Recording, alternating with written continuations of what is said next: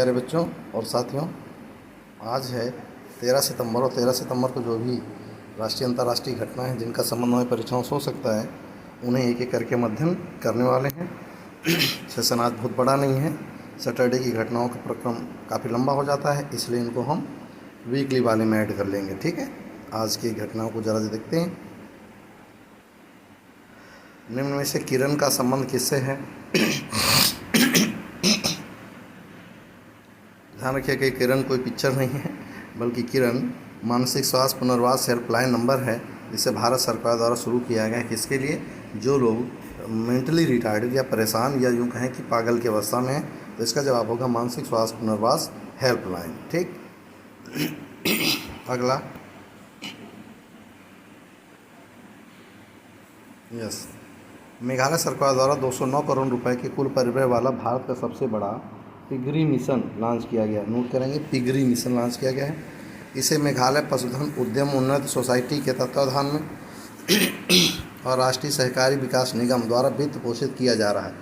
इस मिशन का मुख्य उद्देश्य अगले 3 वर्षों में 150 करोड़ रुपए के पोर्क यानी कि सही शब्दों में सुअर का मांस वार्षिक आयात को कम करना और मेघालय को पोर्क सुअर के मांस उत्पादन में आत्मनिर्भर बनाना है। और आपको जानकारी की हैरानी होगी कि भारत में सबसे ज़्यादा पोर्क का उपयोग मेघालय में होता है।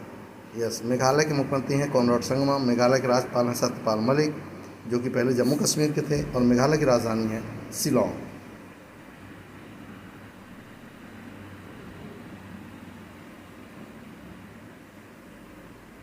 केंद्रीय गृह मंत्रालय ने अमृतसर के गुरुद्वारा हरमिंदर साहिब या स्वर्ण मंदिर को विदेशी अंशदान विनिमय अधिनियम पंजीकरण की मंजूरी प्रदान की है। इसके बाद अब स्वर्ण मंदिर विदेशों से भी अंशदान हासिल कर सकेगा। यानी कुल मिला के अभी तक वो विश्व से ट्रस्ट के रूप में पैसा नहीं ले सकता था, वो ले सकता है। साथ ही इसका इस्तेमाल लंगर को व्यवस्थित करने के लिए भी किया जा सकता है, जो एक निःशुल्क सामुदायिक रसोई घर है, आप अच्छे से जानते हैं। यस, हाल ही में गेम ऑफ थ्रोन्स सीरीज में निभाई ओलेन टायरल की भूमिका के लिए लोकप्रियता हासिल करने वाली British actress Dame Diana Rigg का निधन हुआ। उन्होंने 1959 में रॉयल शेक्सपियर कंपनी में अपनी शुरुआत की। उन्होंने द एवेंजर्स 1965 में पॉटिक मैनी के साथ एक सीक्रेट एजेंट एम्मा पील के रूप में अभिनय किया था। कुल मिलाकर सवाल क्या बनेगा, वो ध्यान रखेंगे। डायना रिग जिनका हाल ही में निधन हो, कौन थी? तो ये ब्रिटिश एक्ट्रेस है।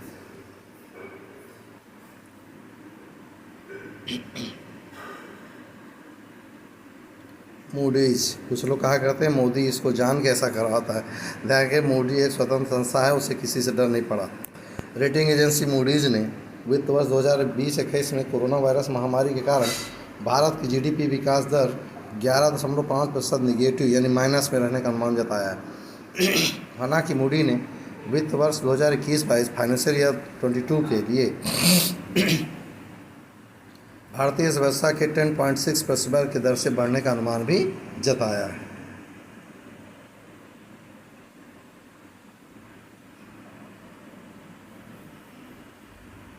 इसको देख लेंगे। कनाडा के फ्रेजर इंस्टीट्यूट द्वारा global economic freedom index 2020 annual report में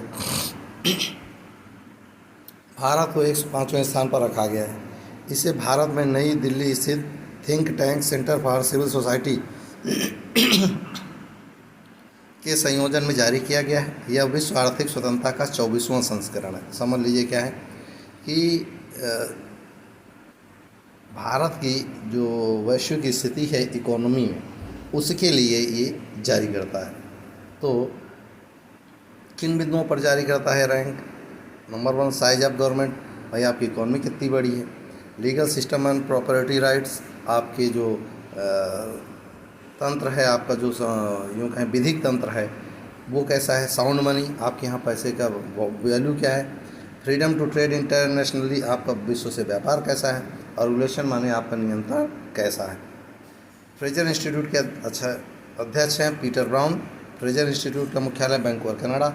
सिविल सोसाइटी के केंद्र अध्यक्ष हैं पार्थ जैसा, और सिविल सोसाइटी मुख्यालय का केंद्र है नई दिल्ली में। अब किसको क्या रैंक मिली, जरा वो देख लेते हैं। चलिए। फर्स्ट रैंक हांगकांग की है, सेकंड सिंगापुर की, थर्ड न्यूजीलैंड की, फोर्थ स्विट्जरलैंड की, फिफ्थ संयुक्त राज्य अमेरिका। हमारा स्थान 105वां है और चीन का स्थान 124वां है, यानी हम बेहतर हैं। आगे चलते हैं। इसका मतलब समझ विश्व में आप व्यापार किस स्तर में कर रहे हैं उसका इंडेक्स।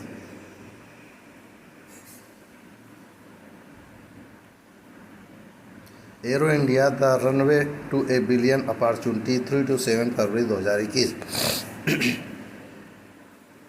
एरो इंडिया 2021 का 13वां संस्करण 3 से 7 फरवरी 2021 तक बेंगलुरु कर्नाटक के वायुसेना स्टेशन यलहंका में आयोजित किया जाएगा। आपको अच्छे से पता है, इससे पहले लखनऊ में आयोजित हुआ था। रक्षा मंत्री राजनाथ सिंह द्वारा एरो इंडिया 2021 के लिए वेबसाइट लॉन्च की गई। एरो इंडिया एशिया का सबसे बड़ा एयर शो और विमान प्रदर्शनी है, जिसे 1996 के बाद से बेंगलुरु में द्विवार्षिक रूप में आयोजित किया जाता है। इसे aeroindia.gov.in वेबसाइट पर देखा जा सकता है। ये दोबारा मिस हो गया। Yes, first aid day.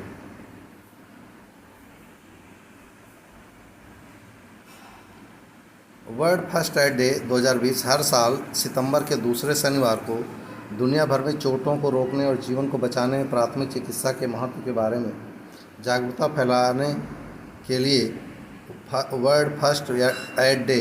आप जानते हो ना, हमारी गाड़ियों में लगा था फर्स्ट एड, यानी आपको ज़रा चोट लग जाए तो आप बैंडेड लगा लें, क्रीम लगा लें, पट्टी बांध लें, उसे यानी विश्व प्राथमिक उपचार दिवस मनाया जाता है। इस वर्ष 12 सितंबर को विश्व प्राथमिक उपचार दिवस मनाया जा रहा है। ठीक, ये थे हमारे सेशन।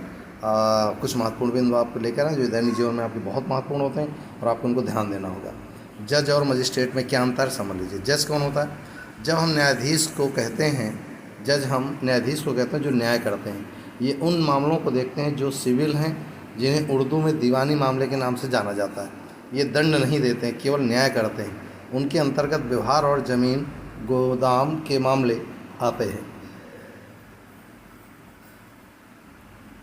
उनके मामले वे मामले होते हैं जो अधिकार अनुतोष यानी किसी का आपने मानहानि किया हो, या क्षतिवृद्धि यानी कंपनसेशन से जुड़े होते हैं। ये CPC 1908 के सेक्शन 9 के तहत आते हैं। ऐसे आने वाले मामले ज़मीन, घर, संपत्ति के होते हैं। इनमें अपराध और दंड जैसे मामले शामिल नहीं होते। नेक्स्ट है मजिस्ट्रेट किसे कहेंगे? तो मजिस्ट्रेट को दंडाधिकारी भी कहा जाता है। ये क्रिमिनल केस मामले देखता है, अर्थात दांडिक मामला, जिन्हें उर्दू में फौजदारी मामले नाम से भी जाना जाता है।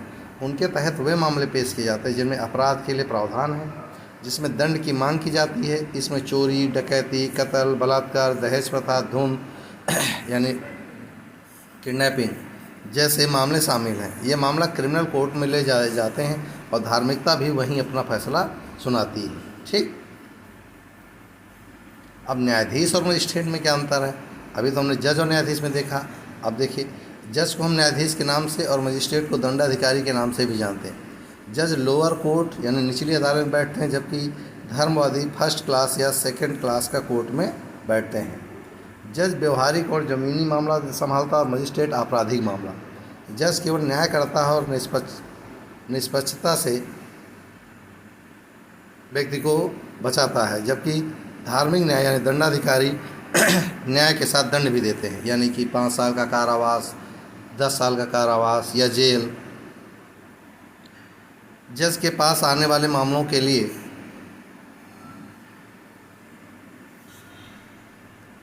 सिविल यानी व्यवहार के मामले कहा जाता है, जबकि मजिस्ट्रेट के पास आने वाले मामलों को क्रिमिनल केस यानी दांडिक मामले कहा जाता है। अगली बात आप अक्सर सुने होंगे, उसने अग्रिम जमानत ले ली। देखिए क्या है, एंटीसिपेटरी बिल क्या है?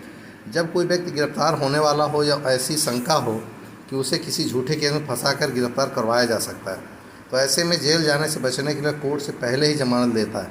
कोर्ट पुलिस को आदेश देती है कि इस व्यक्ति को गिरफ्तार नहीं किया जाए। कोर्ट द्वारा जमानत का यह आदेश अग्रिम जमानत कहलाता है।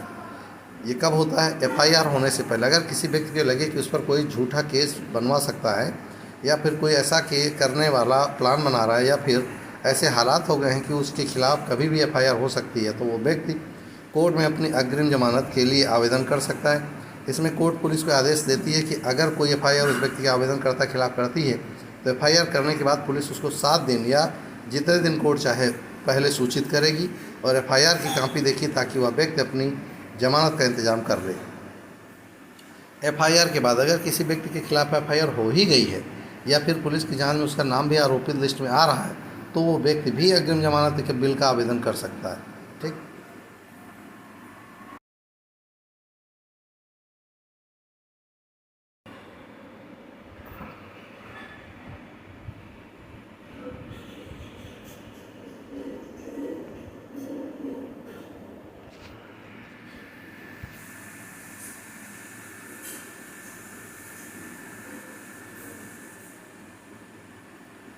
चलिए अगला,